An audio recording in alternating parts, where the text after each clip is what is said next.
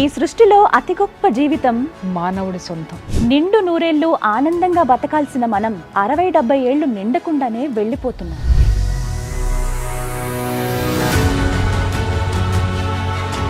ఈ చిన్న జీవితం కూడా మనం అనారోగ్యంగానే బ్రతుకుతున్నాం. పసిపిల్లల నుంచి ముసలి వాళ్ళ వరకు ఏదో ఒక జబ్బుతో బాధపడుతూనే ఉన్నాం. ప్రపంచంలోనే హెల్దీగా ఉండే ఇండియా అన్హెల్దీగా మారిపోయింది. దీనికి కారణం మందులు, రసాయనాల ఆహారము. తాగే నీళ్ల దగ్గర నుండి వేసుకునే టాబ్లెట్స్ వరకు అన్నీ కలుషితం అయిపోవడం.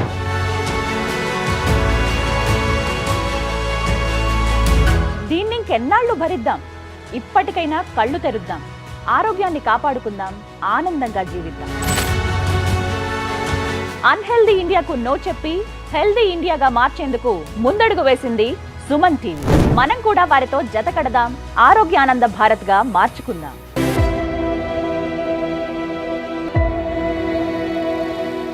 ఈ కార్యక్రమాన్ని సమర్పిస్తున్న వారు హోటల్ 1977. అమ్మమ్మ రుచులు, హైజెనిక్, హెల్దీ, డెలిషియస్ టిఫిన్స్. ఆనందంగా తినండి, ఆరోగ్యంగా ఉండండి. For franchise contact 89589 58999 99989 50999.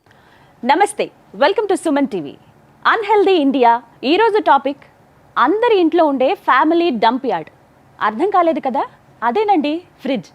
పూరి గుడిసె నుంచి విలాసవంతమైన విల్లా వరకు అందరి ఇళ్లల్లో ఈ వస్తువు ఉండాల్సిందే, మన ప్రాణాలు తీయాల్సిందే. ఫ్రిడ్జ్ ప్రాణాలు తీయడం ఏంటని అలా కన్ఫ్యూజింగ్ ఫేసులు పెట్టకండి ప్లీజ్. మన ఆరోగ్యాన్ని పాడు చేసే ఫస్ట్ పరికరం ఫ్రిడ్జ్ అంటే మీరు నమ్ముతారా? అసలు ఫ్రిడ్జ్ ఎంత డేంజరో సుమన్ టీవీ ఆరోగ్య నిపుణులతో క్లియర్గా చర్చిద్దాం. ప్రస్తుతం మనతో పాటు ఉన్నారు ప్రముఖ గ్యాస్ట్రోఎంట్రాలజిస్ట్ డాక్టర్ శ్రవణ్ కుమార్ గారు, ప్రముఖ న్యూట్రిషనిస్ట్ డాక్టర్ వినీల గారు, senior journalist and family coach Priya Chaudhary గారు. అందరికీ నమస్కారం అండి. ఫ్రిడ్జ్ ఎంత డేంజర్ అనేది ఇవాళ ఒక క్లారిటీ ఇద్దామనేదే మన ప్రయత్నం. అందరి ఇళ్లలో ఉండేదే, కామన్గా మనకి తెలిసిందే, కంపల్సరీ వస్తువుల్లో అదొకటి ఫ్రిడ్జ్ అనేది. డాక్టర్ గారు, ముందుగా మాట్లాడుకుందాం. అంటే ఫ్రిడ్జ్ అంటే అంత చల్లటి పదార్థాలు కానీ ఏమైనా తినటం వల్ల మన బాడీలో జరిగేటువంటి మార్పులు ఏంటి? అసలు ఏం జరుగుతుంది చల్లటి పదార్థాలు మనం తీసుకున్నప్పుడు? మనకు ముఖ్యంగా తీసుకున్నటువంటి ఆహారాల్లో రూమ్ టెంపరేచర్లో తీసుకున్నప్పుడు కానీ దాని యొక్క జీవన క్రియల్లో ఎలాంటి మార్పులు జరగకుండా పోషక విలువలు అనేటివి కరెక్ట్గా ప్రిజర్వ్ అవుతాయి. ఎప్పుడైతే మనకు పోషక విలువలు ప్రాపర్గా ఉండాలంటే రూమ్ టెంపరేచర్లో తినాలి, ఫ్రెష్గా ఉన్న ఆహార పదార్థాలని తినాలి. ఎప్పుడైతే మనం ఫ్రిడ్జ్లో పెట్టి మళ్ళీ దాన్ని వేడి చేసి మళ్ళీ తినడం ద్వారా దాంట్లో ఉన్న పోషక విలువలు కాస్త పూర్తిగా తగ్గిపోయి విషతుల్యమైన ఆహారంగా మారిపోయే అవకాశాలు ఎక్కువగా ఉన్నాయి.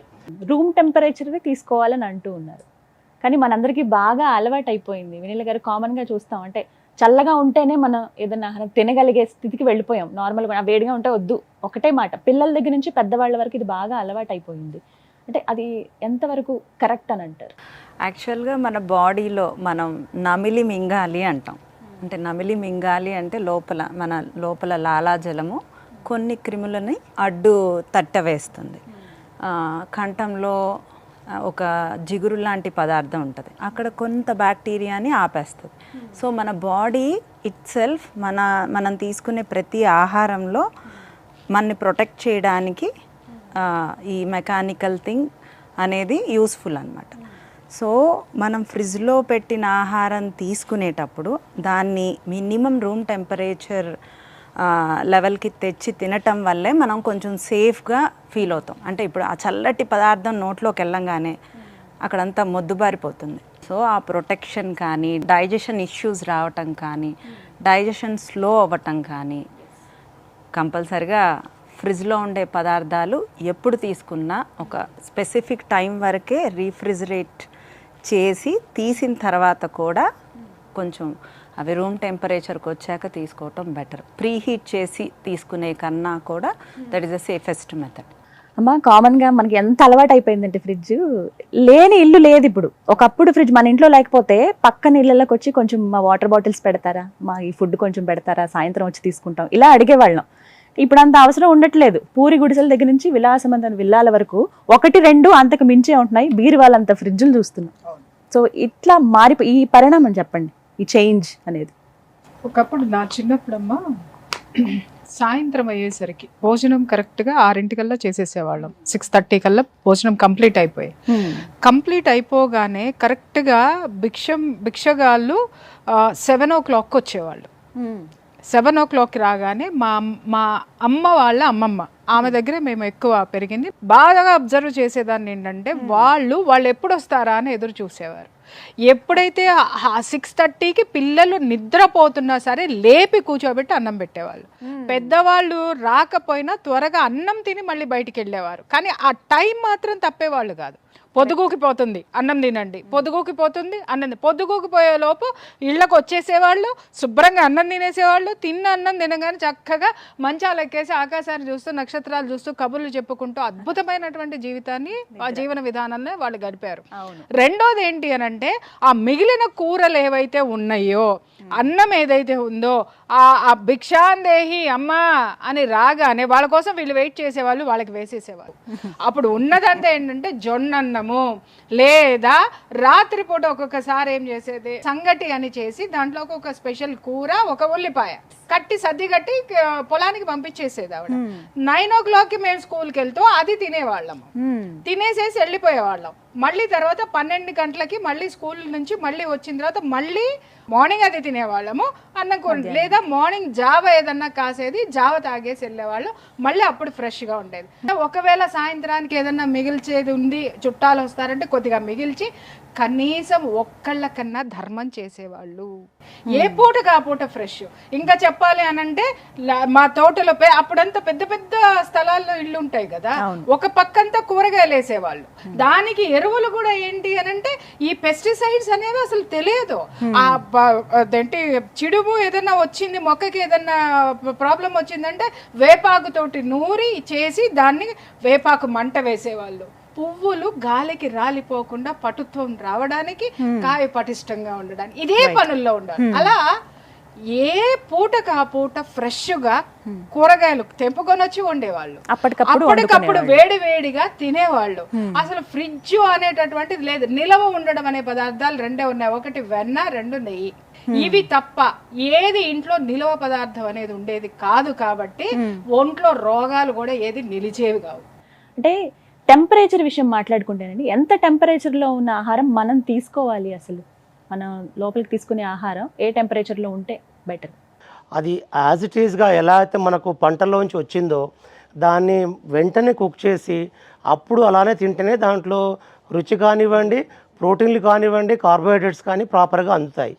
మీరు ఒకసారి దాన్ని ఫ్రిడ్జ్లో పెట్టాము అంటే దాంట్లో ఉన్నటువంటి లవణాలు కానీ, పోషకాహార పదార్థాలు కానివ్వండి, లేకుంటే మైనర్ ఇప్పుడు సెలీనియం, మెగ్నీషియము, కాపరు అనేటువంటి ఒక స్మాల్ మాలిక్యూల్స్ ఉంటాయి మామూలుగా మన జీవన క్రియల్లో పనికొచ్చేటివి. చాలా వరకు మెగ్నీషియం అనేది చాలా ఇంపార్టెంట్. మన బయోలాజికల్ యాక్టివిటీస్ లోపల మెగ్నీషియం చాలా ఇంపార్టెంట్. ఇది ముఖ్యంగా పోయే వాటర్లో ఈ యొక్క స్మాల్ మాలిక్యూల్స్ మిస్ అవుతాయి. దాంట్లో కాపరు, సెలీనియము, కాల్షియము, దాని తర్వాత ఈ మెగ్నీషియము ఇవన్నీ పోతాయి దీంట్లో. సో అది చాలా అవసరమైన జీవన క్రియల్లో, మన శరీరంలో ఉన్నటువంటి జీవన క్రియల్లో వీటి అవసరం చాలా ఉంది. ఇవన్నీ మిస్ అయిపోతూ ఉండడం కాకుండా దీంట్లో కొన్ని క్యాన్సరస్ విషయాలు కూడా చాలా, క్యాన్సర్ ప్రొడ్యూస్ చేసే ఫుడ్లో కార్సినోజన్స్ అంటారు వీటిని. కార్సినోజన్స్ అంటే క్యాన్సర్ని దాన్ని ప్రొడ్యూస్ చేసేటువంటి ఐటమ్స్, అవి కాస్త పెరుగుతూ ఉంటాయి. మేము ఒక 15-20 years బ్యాక్ చూసే క్యాన్సర్స్కి ఇప్పుడు చూసే క్యాన్సర్ చూస్తుంటే ఒక double the number of cancers పెరిగిపోయాయి. ఇప్పుడు ఫుడ్డే ప్రాబ్లం అంటారా? ఒకటి పెస్టిసైడ్స్, రెండోది ఫ్రీజింగ్ ఆఫ్ ది ఫుడ్. ఇది చాలా ఇంపార్టెంట్. అంటే చాలామంది గుర్తించని విషయం ఏంటంటే క్యాన్సర్స్ బాగా పెరిగిపోవడానికి కారణము freezing of the food. So ఇది ఇప్పుడు ఫారిన్ కంట్రీస్లో బాగా పెరుగుతుంది. సో వాళ్ళు ఏమంటున్నారంటే వైల్డ్ లైఫ్గా బ్రతకండి, అంటే టెంపరేట్ జోన్లో ఎలా ఉన్నారో అలా బ్రతకండి, న్యాచురల్గా బ్రతకండి, ఆర్టిఫిషియల్ లైఫ్ లాగా బ్రతకండి. ఇన్ఫ్లమేటరీ బౌల్ డిసీజ్ అని ఐబిడి అంటాం దాన్ని. అంటే ulcerative colitis, chronic ulcerative colitis, Crohn's disease, ఇలాంటి జబ్బులు నేను ఒక 25 years బ్యాక్ సంవత్సరానికి ఒక కేసు చూసేవాడిని. అప్పుడు అల్సరేటివ్ కోలైటిస్ నేను చదువుతున్న రోజుల్లో 94లో. అది అమెరికాలో మాత్రమే చాలా ఎక్కువ కనబడే జబ్బు అది. ఇప్పుడు ఇండియాలో వారానికి 3 కేసులు కనిపిస్తున్నాయి. ఇప్పుడు వీక్లీ 3 cases. అంటే ఎంతగా పెరిగిపోయింది ఆ జబ్బు అంటే దానికి మెయిన్ కారణము ఈ వెస్టర్నైజ్డ్ లివింగ్ అన్నట్టు. ఈ అర్బనైజేషన్ ఎప్పుడైతే ఎక్కువ అవుతున్న కొద్దీ, సివిలైజేషన్ ఎక్కువ అవుతున్న కొద్దీ ఇలాంటి జబ్బులు కూడా మనం కొని తెచ్చుకుంటున్నాం చాలా వరకు. గారు ఫ్రోజన్ ఫుడ్స్ గురించి మాట్లాడారు. పరిస్థితులు చూద్దాం. అక్కడ ఉన్నటువంటి సిచ్యువేషన్స్ కానీ, అక్కడ ఉన్నటువంటి వాతావరణ పరిస్థితుల వల్ల వాళ్ళకి దొరికేటువంటి సౌలభ్యం ఉన్న రీత్యా వాళ్ళు ఫ్రిడ్జ్లో స్టోర్ చేసుకుంటూ ఉంటారు. ఇంకా వేరే సోర్స్ ఎక్కడుంది? సోర్స్ లేనప్పుడు మేము ఏం చేయాలి? ఖచ్చితంగా మేము ఫ్రోజన్ ఫుడ్సే తీసుకోవాలి. అది నాన్ వెజ్జే కావచ్చు, వెజ్ అయినా కూడా. కొన్ని పచ్చి బఠానీ ఇవి ఖచ్చితంగా ఫ్రోజన్వే దొరుకుతాయి. ఇక నాన్ వెజ్ అయితే చెప్పక్కర్లేదు. చికెన్, మటన్, అలాగే ఫిష్ చాలా మంది ఆ ఫ్రోజన్వే తీసుకుంటూ ఉంటారు. ఇవి తీసుకోవడం ఎంతవరకు కరెక్ట్? అంటే వాళ్ళకి ఇంకా చాయిస్ ఎక్కడ ఉంది? అసలు యూజువల్గా ఫ్రోజన్ ఫుడ్సే మనకి ఎక్కువ అవైలబిలిటీ ఉన్నాయి ఇక్కడ. ఇప్పుడు అట్ ప్రెసెంట్ మనకి చాలా వరకు రైతు బజార్లో అలా కూరగాయలు దొరుకుతున్నాయి, కానీ బట్ ఎక్కువ శాతం ఫ్రోజన్వే. సో ఇవి ఒక స్పెసిఫిక్ డేస్ వరకు ఫ్రోజన్వి పర్లేదు. మీన్స్ దానిలో ఉండే వాటర్, అంటే దానిలో ఆ తేమ తత్వం అంతా ఉండే కొద్ది మాయిశ్చర్ మొత్తము డౌన్ అయిపోతూ ఉంటుంది. సో మనం ఎంతవరకు ఎన్ని రోజులు ఫ్రోజన్వి తినచ్చు అనేది డిపెండ్స్. అది దుంపకూరలా, బఠానీలా, క్యాబేజీయా, క్యాలీఫ్లవరా, ఇవి కూడా ఒక 3 days. దుంపకూరలు 7 days వరకు ఫ్రోజన్వి తినచ్చు మనం. నాన్ వెజ్ వచ్చేసరికి 3 days కన్నా, అంటే ఆల్రెడీ ఫ్రోజన్వే వస్తాయి.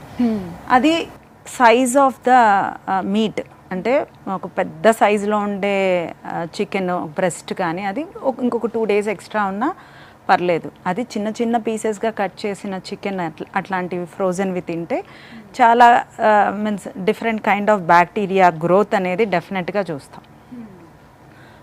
ఎంతవరకు ఫ్రోజన్ ఫుడ్ తగ్గించుకుంటే అసలు మామూలుగానే బాడీలో ఇన్ఫ్లమేషన్ అనేది ఉండకూడదు.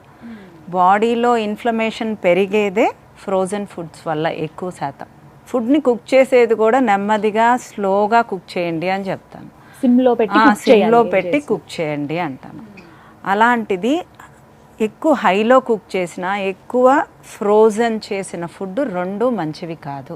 నన్ను చాలామంది డైట్లో యూఎస్లో ఉండే వాళ్ళు రోజు కుక్ చేసుకోలేరు. వాళ్ళు కుక్ చేసుకోకుండా అన్నీ ఫ్రిడ్జ్లో స్టోర్ చేసి, ఇక నా తప్పక ఒక 2 days వరకు అయితే ఓకే. 2 daysకి మించిన ఆ ఫ్రిడ్జ్లో బొద్దింకలు, ఆ బొద్దింకలకి ఎగ్స్ అవన్నీ మన దాంట్లో వచ్చేస్తాయి. సో ఆల్మోస్ట్ 3 days తర్వాత దాంట్లో ఉండే న్యూట్రియన్స్ అన్నీ ఆల్మోస్ట్ నిల్ అయిపోతాయి. అది తీసి మళ్ళీ మైక్రో ఓవెన్లో హీట్ చేయటం వల్ల అసలు దాంట్లో అదే 0 న్యూట్రియన్స్ ఉండే ఫుడ్ ఉపయోగం ఉండదు. అది అర్థం చేసుకోవాలి.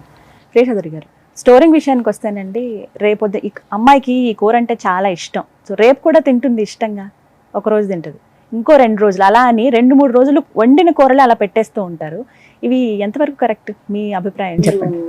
ఈ ప్రశ్నకు సమాధానం చెప్పండి. ఇంకొకటి మేడం అడిగారు, ఈ నాన్ వెజ్ అంతా కూడా మనకి ఫ్రోజన్ దొరుకుతుంది అని చెప్పేసి. ఈరోజు మనకి గ్లోబలైజేషన్ అని చెప్పేసి గొప్పగా చెప్పుకుంటున్నాం మనం.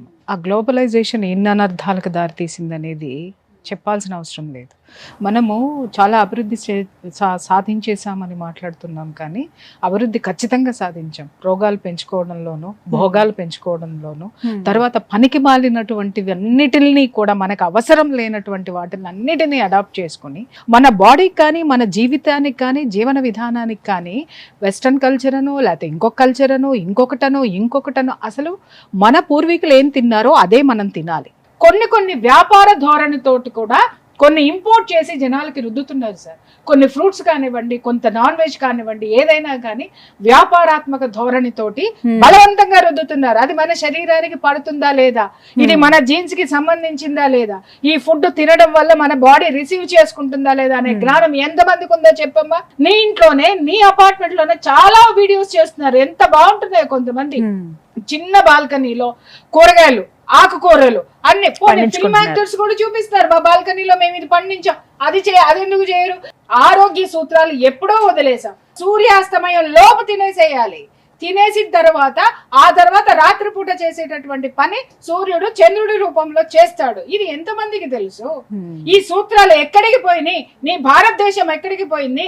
నీ సాంప్రదాయాలు ఎక్కడికి పోయినాయి? ఒక ఫ్రెండ్ ఇంటికి వెళ్ళా, దాదాపు ఇక్కడి నుంచి ఇక్కడికి ఉంది ఫ్రిడ్జ్. అది నేను ఫ్రిడ్జ్ అనుకోలేదు, వేరే ఏదన్నానేమో అనుకొని చెప్పి ఇట్లా ఫ్రిడ్జ్ తీయంగానే లోపల స్టోర్ రూమ్ అంతా దాంట్లోనే ఉంది. ఏంటి ఇది స్టోర్ రూమా ఇలా కట్టించావు అని అన్న. స్టోర్ రూమ్ కాదు అది ఫ్రిడ్జ్ అంది.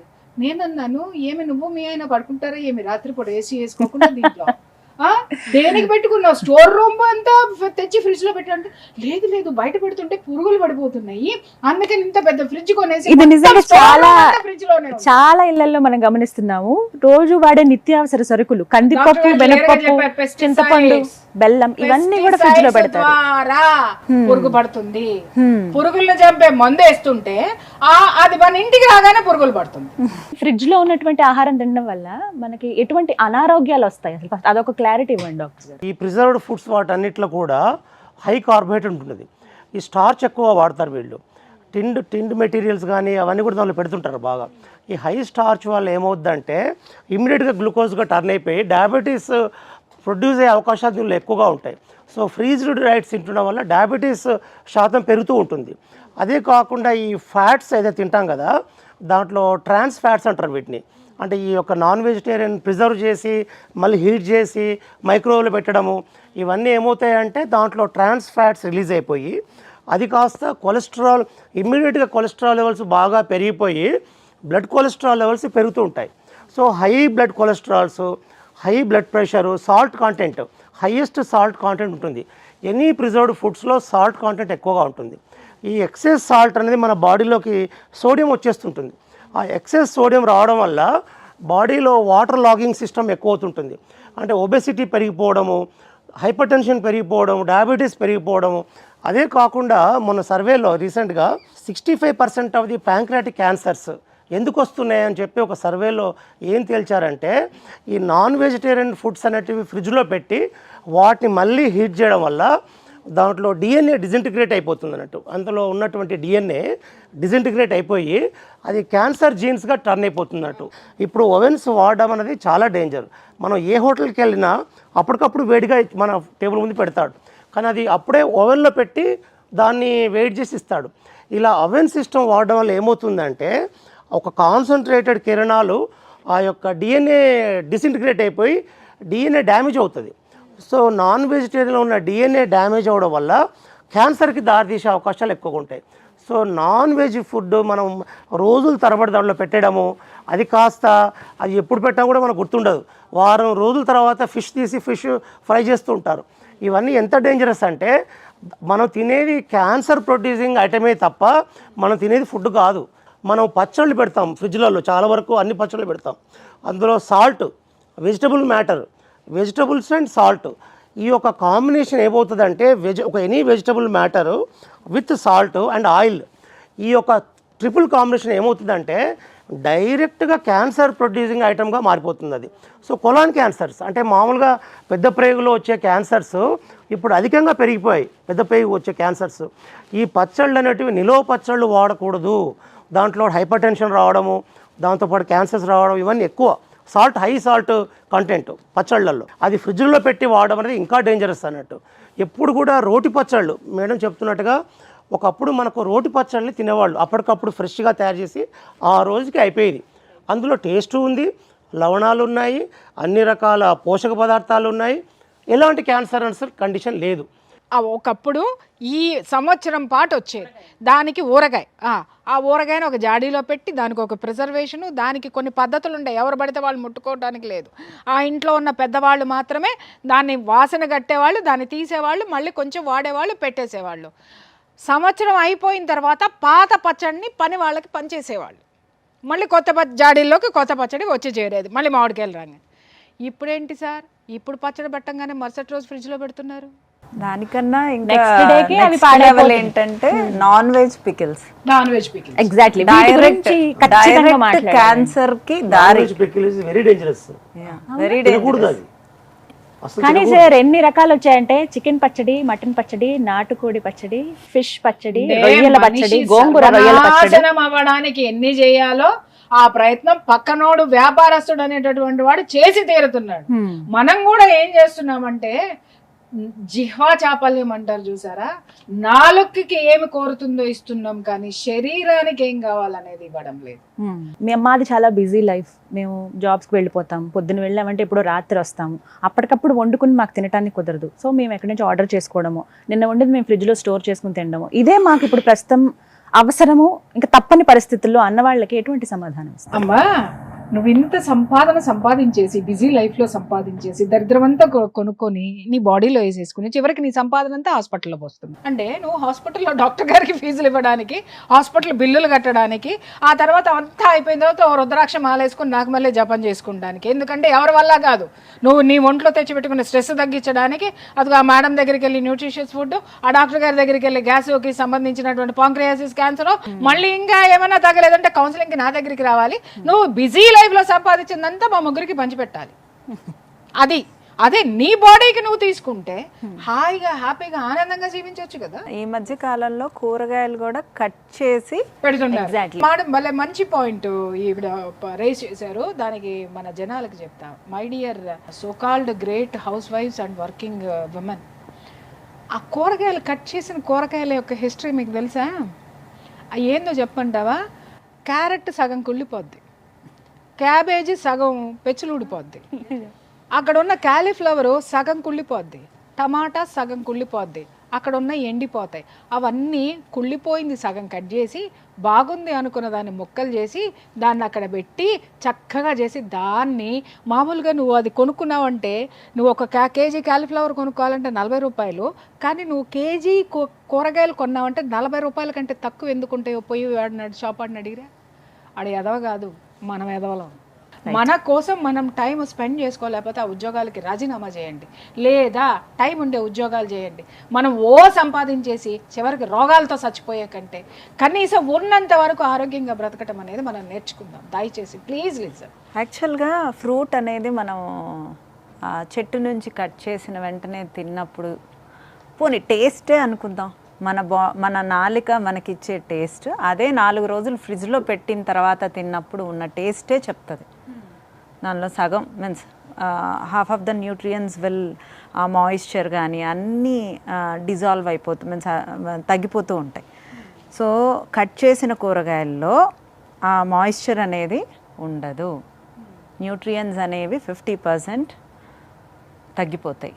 ఐస్ క్రీములు కానీ ప్రతి ఒక్క ఫ్రూట్ కూడా ఇప్పుడు ఒక చాక్లెట్ లాగా ఇలా పెట్టి అది ఫ్రీజ్ చేసి ఇచ్చేస్తూ ఉన్నారు. అంటే ఆ చల్లటి పదార్థాలు తినడం వల్ల పిల్లల్లో ఎలాంటి హెల్త్ ప్రాబ్లమ్స్ వస్తాయి? యాక్చువల్గా ఈ కోల్డ్ ఐటమ్స్లో ఏంటంటే సాల్మొనెల్లా టైఫీ ఎక్కువగా అది బతికుంటుంది దాంట్లో, సాల్మొనెల్లా టైఫీ.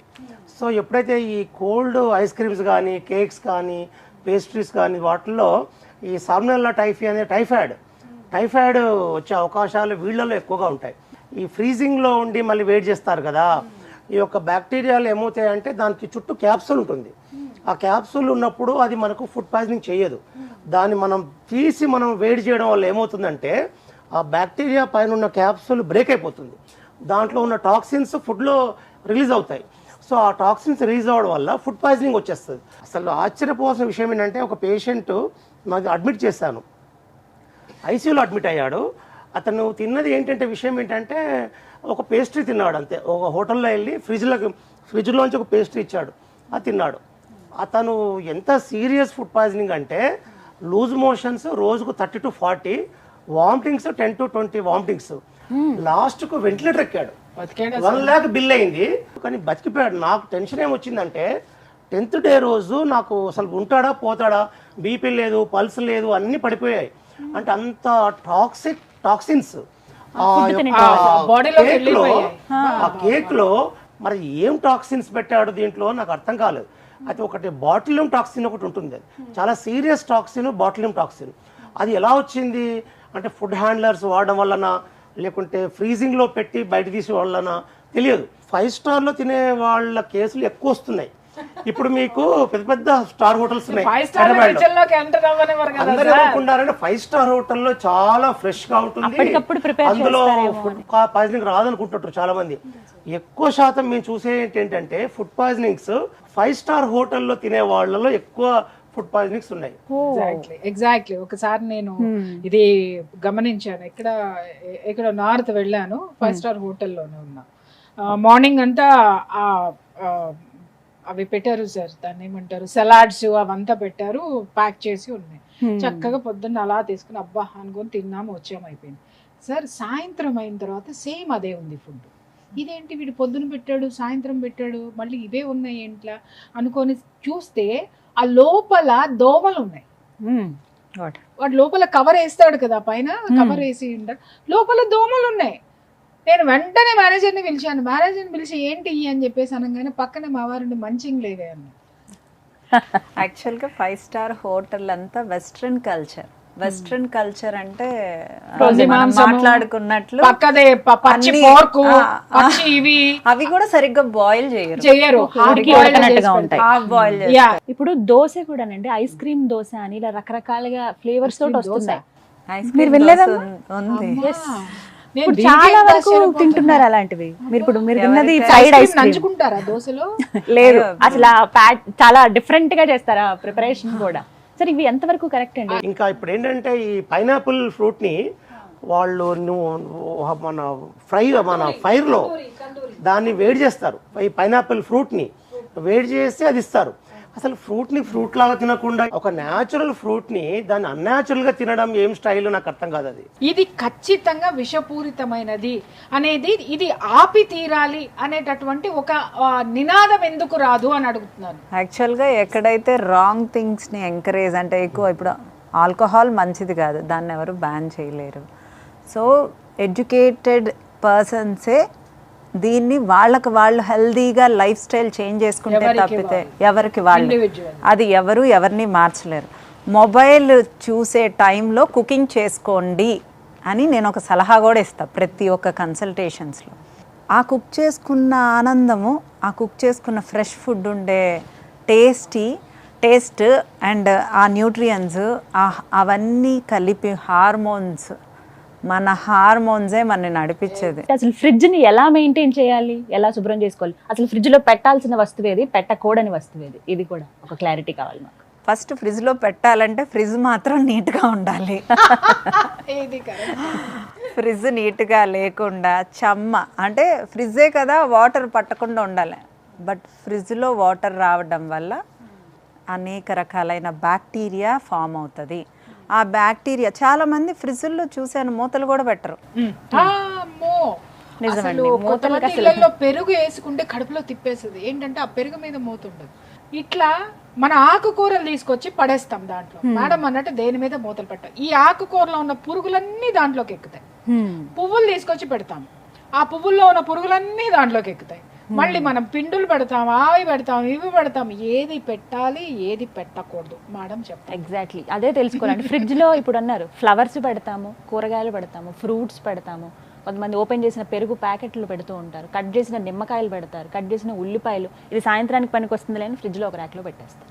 ఇది ఎంతవరకు కరెక్ట్ అండి? పురుగులు వెళ్తాయి, పురుగులు వెళ్ళేది అవి పాక్కుంటూ వెళ్తాయి, బ్యాక్టీరియా కూడా వెళ్తుంది తెలుసా. మనం కర్డ్ కనుక మూత పెట్టకుండా ఫ్రిడ్జ్లో పెట్టి, ఒక కర్రీ మూత పెట్టకుండా ఫ్రిడ్జ్లో పెట్టి, ఒక ఫ్లవర్స్ రోజ్ ఫ్లవర్స్ అట్లానే విడిగా పెడితే పెరుగు తింటే అన్ని స్మెల్స్ ఆ పెరుగులో వచ్చేస్తాయి. పాక్కొనేవే కాదు, పాక్కొని మనకు కనిపించనివి చాలా బ్యాక్టీరియా దాంట్లో ఫామ్ అయిపోతుంది. అలా మిక్స్డ్ బ్యాక్టీరియా ఫామ్ అవ్వటం వల్ల ఇంకో కొత్త రకమైన రోగం మన లోపలికి వెళ్ళంగానే వస్తుంది. సో మూతలు పెట్టాలి, కరెక్ట్ స్టోరేజ్ బాక్స్ అది అవి కూడా ఒక లిమిటెడ్ పీరియడ్ వరకే యూజ్ చేయండి. That is very important thing. తేనె, నెయ్యి ఫ్రిడ్జ్ లో అసలు పెట్టద్దండి. నెయ్యి, నూనె ఇవి అసలు ఫ్రిడ్జ్ లో పెట్టాల్సిన అవసరం లేదు. అవి లేనిపోని బ్యాక్టీరియాని దానికి అంటించినట్లు. చాలా మంది ఎగ్స్ స్టోర్ చేస్తారండి ఫ్రిడ్జ్ లో, ఇది ఎంతవరకు కరెక్ట్? ఎగ్స్ కూడా ఎక్కువ రోజులు స్టోర్ చేసి తినకూడదు. 40 hours కంటే ఎక్కువగా ఉంచకూడదు. ఎగ్స్ కూడా 40 hours లోనే తినేయాలి వాటిని, లేకుంటే దాంట్లో ప్రోటీన్ వాల్యూ పోతుంది, వేస్ట్, ప్రోటీన్ వాల్యూ ఉండదు. ఎక్సెస్ ఫంగస్ చూసాను ఈ మధ్యకాలంలో, ఫంగస్ డిసీజ్ ఎక్కువ చూస్తాను చాలా మందికి. అంటే అది మనకు మామూలుగా కనిపించదు, మీరు బాగా దగ్గరగా చూస్తే మీకు ఆ ఫంగస్ ఇట్లా ఫామ్ అయినట్లు కనిపిస్తుంది. అసలు అది చాలా మంది పట్టించుకోరు. ఈ పచ్చళ్ళల్లో, ఆ తర్వాత ఈ కొన్ని కార్బోహైడ్రేట్ కేక్స్ పైన, పేస్ట్రీల పైన ఫంగస్ వచ్చేస్తుంది, అందులో పెట్టేస్తారు, దాంట్లో ఆ ఫంగస్ తినేస్తుంటారు. అసలు మనం బేకరీకి వెళ్ళి ప్రాపర్గా అంత బాగా కనుక సెర్చ్ చేస్తే బేకరీ ఫుడ్ ఎవ్వరు తినరు. సార్ ఇది డెఫినెట్గా మిమ్మల్ని అడగాలనుకున్నాను, ఫ్రిడ్జ్ అసలు మనకి అవసరమా అవసరం కాదా, వాడాలా వద్దంటారా? ఫ్రిడ్జ్ అనేది ఒక ఏ ఫెసిలిటీకి అనుకోండి, మీరు ప్రతి ఫెసిలిటీని దాని ఫెసిలిటీ లాగానే వాడాలి కానీ డిపెండ్ అవ్వకూడదు. ఒబెసిటీ ఎందుకు పెరిగిపోతుంది అంటే ఎప్పుడైతే మోటరైజ్ సిస్టమ్ అంటే ఇప్పుడు వెహికల్ కనిపెట్టారో, వెహికల్ కనిపెట్టినప్పటి నుంచి మనిషి ఒబెసిటీ పెరిగిపోతుంది. ఒకప్పుడు నడుచుకుంటూ వెళ్ళేవారు, మైళ్ళ కొద్దీ నడుస్తూ ఉండేవాళ్ళు.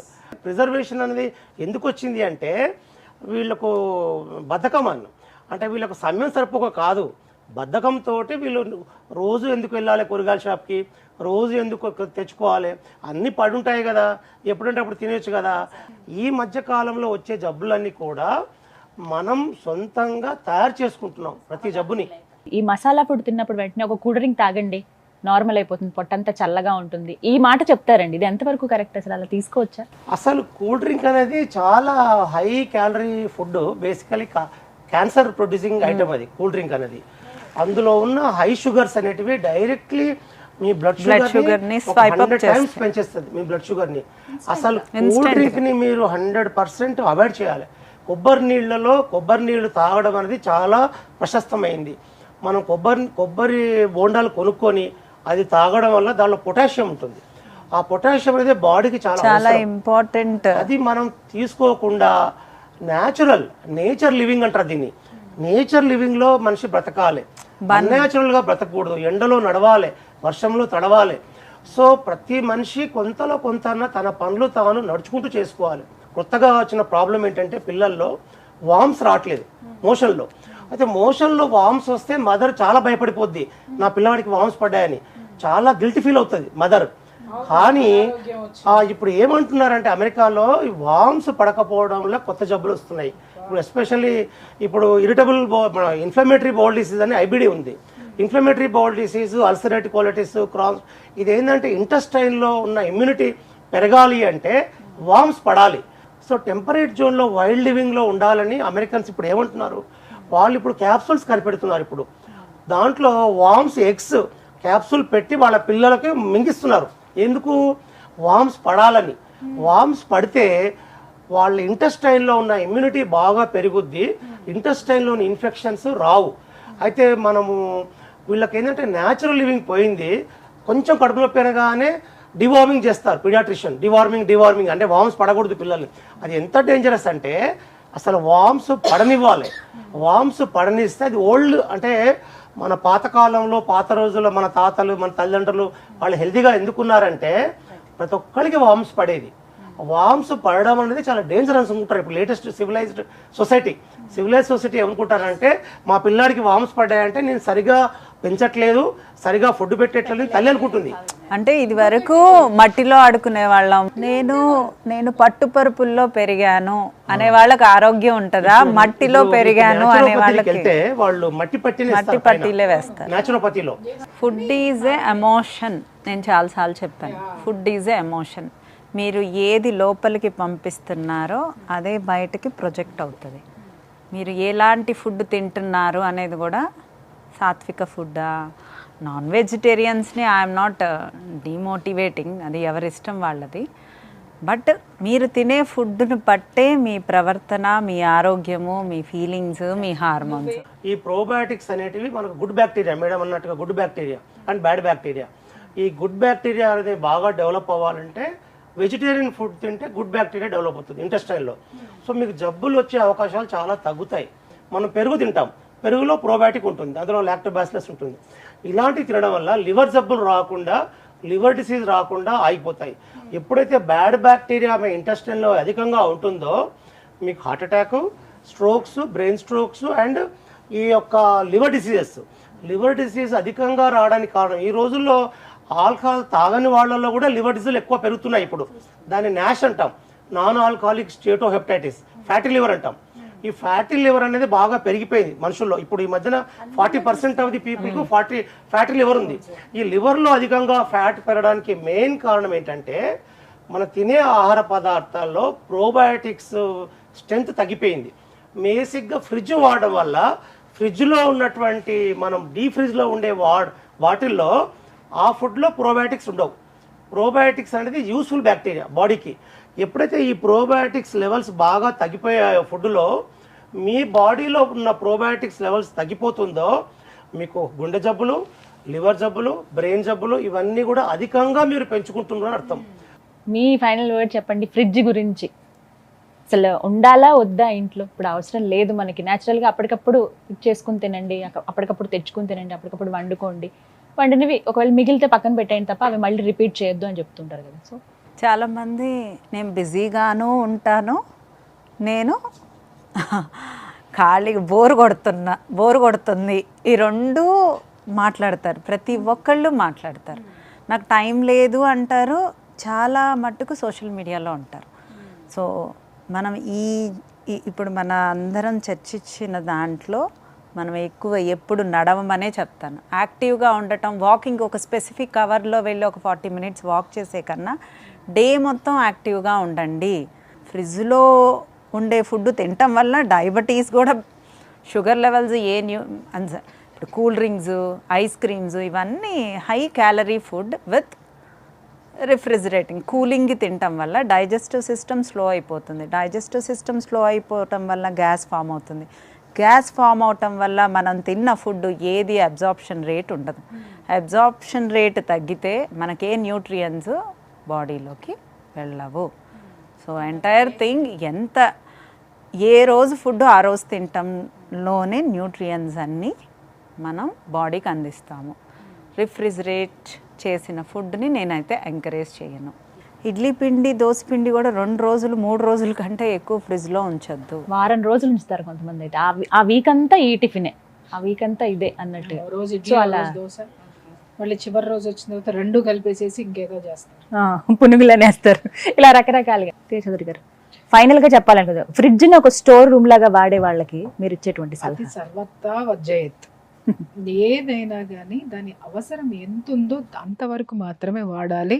దాన్ని ఆపద్ధర్మంగా వాడుకోండి. పాలు పెట్టుకోవడానికో, కూరగాయలకో, పువ్వులు పెట్టుకోవడానికో, అంతేగాని మనం తెచ్చిన సరుకులన్నీ దాంట్లోనే పోసి, మనం పెట్టుకున్న పచ్చళ్ళన్నీ దాంట్లోనే వేసేసి, ఉప్పులు, చేపలు, పప్పులు అన్నీ తీసుకొచ్చి దాంట్లోనే పెట్టి ఏం చేస్తున్నావో మనకు అర్థం కాకుండా ఒక వస్తువుని ఎలా వాడాలో అలా వాడాలి. That is the final word. Thank you so much అండి. చక్కటి విశ్లేషణ అందించారు. అంటే ఈ చర్చలో తెలుసుకున్నది ఏంటంటే, ఏ వస్తువు ఎంతవరకు వాడాలో అంతవరకే వాడాలి. ఫ్రిడ్జ్ అవసరమే, అందరి ఇళ్లలో ఉండాలి. ఇప్పటికిప్పుడు తీసి పడేయండి పక్కన అని ఎవరు అనట్లేదు. పడేరు నువ్వు, నేను చెప్పిన దాన్ని వాడదాం, ఎంతవరకు వాడాలో అంతవరకు తీసి పక్కన పడేయండి అని ఎవరూ చెప్పట్లేదు. బట్ ఎంతవరకు అవసరమో, ఏ వస్తువులు అందులో పెట్టాలో, ఫ్రిడ్జ్ లో ఏ టెంపరేచర్ లో మనం తీసుకోవాలో, అలాగే ఎన్ని రోజులకు ఒకసారి మనం శుభ్రం చేయాలో, ఫ్రిడ్జ్ మెయింటెనెన్స్ ఎలాగనేది చాలా క్లియర్.